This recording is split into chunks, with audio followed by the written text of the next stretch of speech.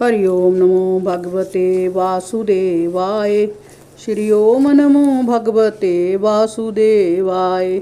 जो भूल से पाप कर्म करे उनको विकर्म कहते हैं, और जो आलस्य अज्ञान से स्नान आदि सब कर्मों का त्याग कर देना सो अकर्म होवे हैं। सो जो पुरुष इन तीनों ही कर्मों को समझकर ज्यों शास्त्र की आज्ञा है त्यों करे, बुद्धिमान पुरुष श्रेष्ठ सत्कर्मी कहावे है।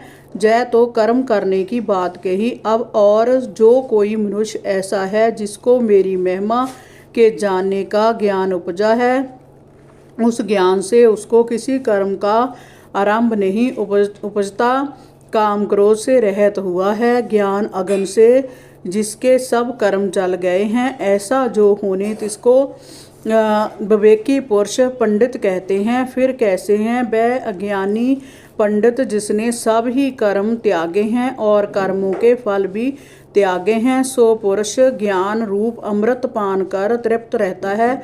ऐसा जो प्राणी होवे उस पुरुष को किसी कर्म किए का लेप नहीं, निर्लेप है। किसी कर्म का बंधन नहीं, निर्बंध है। फिर कैसा है जो एक परमेश्वर बिना किसी को मानता नहीं, किसी की आशा नहीं करता, निराशा है। संसार की वासना जिसने रखी है, जिसने चित्त और आत्मा को एकाग्र कर लिया, जिसे किसी और वस्तु की जांचना नहीं, जो सदा ही एकांत और अकल्प रूप है, शरीर मात्र जिसका रहा है, शरीर की रक्षा के निमित्त जो कर्म करे हैं सो उनको तीन कर्मों का कुछ पाप नहीं। फिर कैसा है जो ईश्वर इच्छा से भोजन साधन प्राप्त होवे उसी पर संतुष्ट रहे, शीत उष्ण हर्ष शोक से रहत है, और किसी से जिसको दोष नहीं, और भली बुरी वस्तु पाने पर एक जैसा है, ऐसा जाहे सो निर्बंध कहावे है।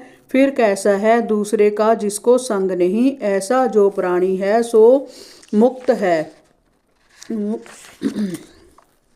हरि ओम नमो भगवते वासुदेवाय। श्री ओम नमो भगवते वासुदेवाय।